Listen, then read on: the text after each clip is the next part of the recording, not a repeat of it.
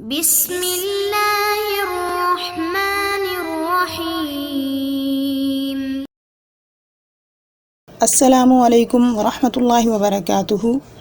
عزیز طلبہ کرام، امید ہے کہ آپ سب ایمان، صحت، عافیت اور برکت کے ساتھ ہوں گے۔ آج ہم دروس البلاغہ کتاب کا آغاز کر رہے ہیں، لیکن پہلے یہ جاننا ضروری ہے کہ یہ کتاب کس فن پر مشتمل ہے۔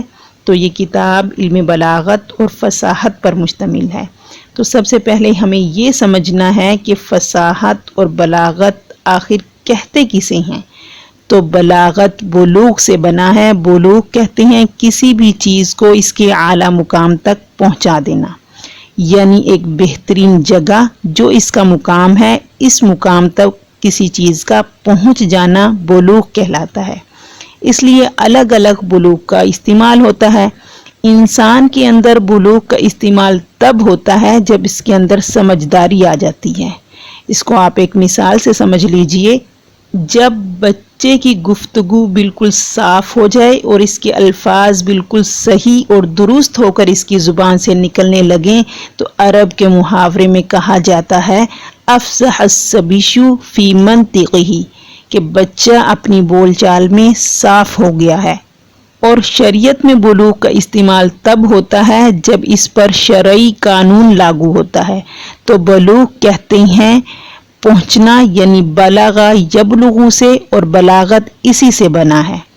اب بلاغت اصل میں بات کرنے اور کہنے سے متعلق ہے۔ ہم چونکہ عربی زبان پڑھ رہے ہیں، یا پھر چلیں اردو پڑھ رہے ہیں، یا کوئی بھی زبان پڑھ رہے ہیں، تو یہاں ہم بلاغت پڑھیں گے، مطلب زبان کا ایسے مقام تک پہنچ جانا کہ جب بات کہیں تو ایک بہترین انداز میں کہیں، کسی کو اپنی بات سے متاثر کر دیں، اپنی گفتگو سے دوسرے کو اپنی طرف کھینچ لیں، اسی کو کہتے ہیں بلاغت۔ اور پھر ذہن میں آتا ہے کہ آخر ہم بلاغت پڑھ کیوں رہی ہیں؟ تو بلاغت ہم اس لیے پڑھ رہی ہیں تاکہ قرآن کریم کے اندر جو عربی زبان ہے اس کو ہم سمجھ سکیں۔ کیوں؟ کیونکہ قرآن کے بارے میں یہ دعویٰ کیا جاتا ہے کہ فصاحت اور بلاغت میں اس جیسی کتاب کوئی نہیں ہے، اور یہ خود عرب کے لوگ جو فصیح اور بلیغ لوگ تھے انہوں نے بھی مانا ہے کہ وہ ایسا کیوں ہے۔ تو اس کی یہ تمام چیزوں کو سمجھنے کے لیے ہمیں علم بلاغت کا پہلے سمجھنا ضروری ہے کہ یہ کس اصول کی بنا پر ہے، اور ایسا کون سا مقام ہوتا ہے جس کو سامنے رکھ کر ہم یہ طے کر پاتے ہیں کہ کوئی جملہ یا کلام بلاغت میں بلیغ ہے یا نہیں، یا کوئی متکلم جو ہے وہ فصیح اور بلیغ ہے یا نہیں ہے۔ اب کوئی بھی لفظ یا جملہ اس وقت فصیح ہوگا جب وہ صحیح گرامر کے مطابق ہوگا، یعنی نحو اور صرف کے اصولوں کے مطابق ہوگا۔ اس لیے ہم نے ایسے جملے استعمال کرنے ہیں جو کہ عمدہ ہوں، سادہ ہوں اور آسانی سے سمجھنے والے ہوں۔ اسی طرح کوئی بھی لفظ یا جملہ اس وقت فصیح ہوگا جب کہ وہ آسانی سے سمجھ آ جائے، یعنی غرابت سے پاک ہو، یعنی ایسے الفاظ استعمال کیے جائیں جو عام استعمال میں ہوں، اجنبی الفاظ استعمال نہ ہوں۔ مثال اس کی آپ سمجھ لیجئے کہ شہر خاموشاں، اگر ہم اس کو استعمال کریں تو یہ لفظ سمجھنے میں سامعین کو مشکل ہوگی، جبکہ اس کی جگہ اگر ہم قبرستان کا لفظ استعمال کریں تو یہ سب کو آسانی سے سمجھ آ جائے گا۔ اسی طرح بلیغ تحریر جو ہے وہ دو چیزوں سے بنتی ہے، ایک فصیح جملہ یا لفظ، دوسرا مطابقت، کہ جو ہماری گفتگو ہے وہ جو ہماری گفتگو کی ضرورت کو پورا کرے، ہمیں سامعین کی ذہنی سطح پر آ کر بات کرنی چاہیے۔ مثال کے طور پر جب ہم بچوں سے بات کرتے ہیں تو ان کی ذہنی سطح کے مطابق بات کرتے ہیں، لیکن اسی طرح جب ہم ریسرچ پیپر میں یا نیوز پیپر میں کچھ لکھتے ہیں تو بچوں کی زبان استعمال نہیں کرتے، یعنی ایسی زبان کا استعمال کرنا ہے جو ماحول سے مطابقت رکھتی ہو اور سامعین یعنی مخاطب کے ذہنی سطح کے مطابق ہو۔